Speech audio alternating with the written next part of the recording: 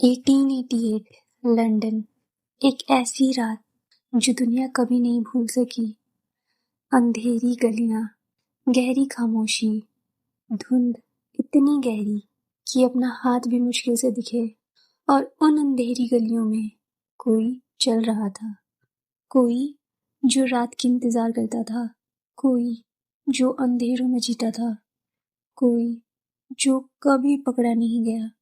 आज की कहानी इतनी पुरानी है कि इस पर किताबें लिखी जा चुकी हैं, फिल्म बन चुके हैं, डॉक्यूमेंट्रीज बन चुकी हैं, लेकिन आज भी एक सवाल का जवाब नहीं मिला, वो कौन था?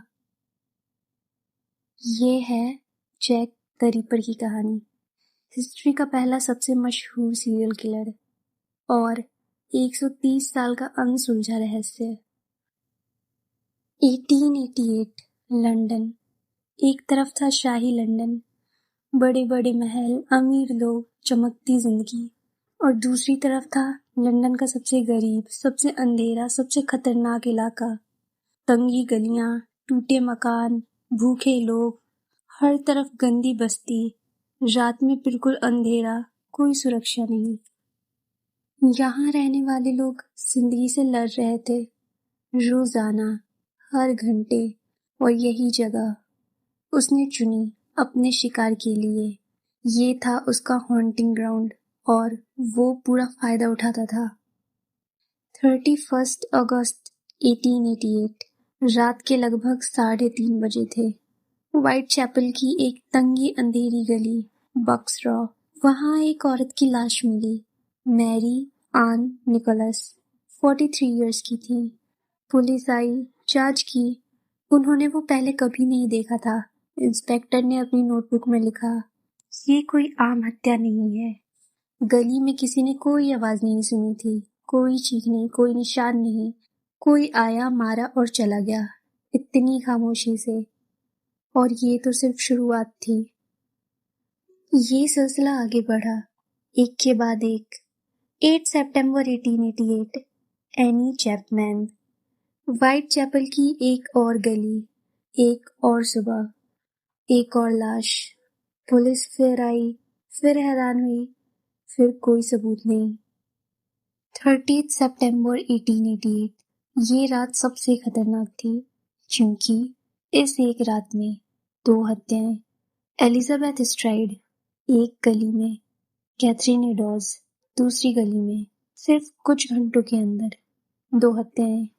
पुलिस दौड़ती रही, एक जगह से दूसरी जगह, लेकिन वो हर बार उनसे एक कदम आगे था, हर बार। अभी तक तो सिर्फ ये हत्याओं की कहानी थी, लेकिन फिर कुछ ऐसा हुआ जो इस केस को हमेशा के लिए अलग बना गया। क्योंकि अब चिट्ठियां आने लगी थीं, पुलिस और न्यूज़पेपर को।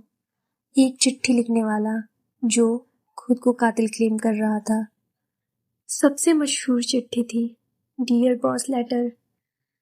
उसने लिखा, मैं अपना काम जारी रखना चाहता हूँ और मैं पुलिस को खुद को पकड़ने भी नहीं दूंगा। मेरे काम से खुश हूँ मैं। और चिट्ठी के आखिर में उसने पहली बार अपना नाम लिखा, Jack the ripper.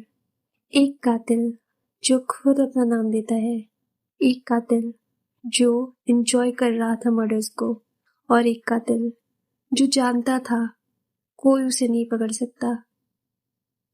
Scotland yard, Britain की सबसे बड़ी और सबसे पावरफुल पुलिस फोर्स, और वो बिल्कुल बेबस थी। उनके पास कोई सीसीटीवी नहीं था, कोई डीएनए टेस्टिंग नहीं था, कोई फिंगरप्रिंट टेक्नोलॉजी नहीं थी। सिर्फ आंखें थी, सिर्फ कान थे, सिर्फ धड़कता हुआ दिल था जो कि जानता था कि वो फेल हो रहे हैं। उन्होंने व्हाइट चैपल में अंडरकवर एजेंट्स छोड़े, उन्होंने हंड्रेड्स ऑफ लोगों से पूछताछ की, लेकिन हर बार वो उनको चकमा दे जाता। 130 साल में इस केस पर हजारों लोगों ने काम किया और हजारों थ्योरीज बनी, जैसे कुछ टॉप थ्योरीज। थ्योरी नंबर 1, एक डॉक्टर। कई इन्वेस्टिगेटर्स का मानना था कि जैक द रिपर एक ट्रेन डॉक्टर था, क्योंकि हत्याओं का तरीका इतना कैलकुलेटेड था, इतना प्रिसाइज था कि कोई आम इंसान ये नहीं कर सकता था। एक डॉक्टर जो रात को कुछ और बन जाता था। थ्योरी नंबर 2, एक शाही राज। कुछ लोग कहते हैं कि इस केस में ब्रिटिश रॉयल फैमिली का हाथ था। ये हत्याएं किसी बड़े राज को छुपाने के लिए की गई थी और पुलिस को जानबूझकर गलत डायरेक्शन में भेजा गया। थ्योरी नंबर 3, एक बिल्कुल आम इंसान। और कुछ लोग कहते हैं वो खास नहीं था, कोई नेबर, कोई दुकानदार जो रोजाना उन्हीं गलियों में चलता था, कोई जिसे सब जानते थे, कोई जिस पर लोग शक नहीं करते थे। तीनों थ्योरीज आज भी डिबेट में हैं और तीनों में से कोई भी प्रूव नहीं हो सकी। 2014 में एक साइंटिस्ट ने क्लेम किया, मैंने जैक द रिपर को आइडेंटिफाई कर लिया है। उन्होंने कैथरीन एटोस के कपड़ों पर मिला हुआ डीएनए टेस्ट करवाया और रिजल्ट में एक नाम आया, एरॉन कोसमिंस्की, एक पॉलिश बार्बर जो व्हाइट चैपल रहता था। सबको ऐसा लगा जैसे रहस्य सुलझ गया हो। सबको आखिरकार इतने सालों बाद जवाब मिल ही गया। लेकिन दूसरे साइंटिस्ट ने उठकर कहा, ये डीएनए टेस्ट रिलायबल नहीं है, सैंपल कंटेमिनेटेड था।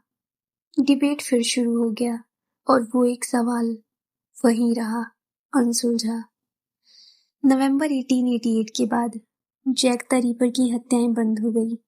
आखिरी शिकार के बाद खामोशी, गहरी, बेचैन कर देने वाली खामोशी। क्या वो मर गया? क्या वो पकड़ा गया किसी और क्राइम में और किसी को आज तक पता नहीं चला? क्या किसी और शहर चला गया? 130 साल गुजर गए, एक सदी से ज्यादा बीत गया।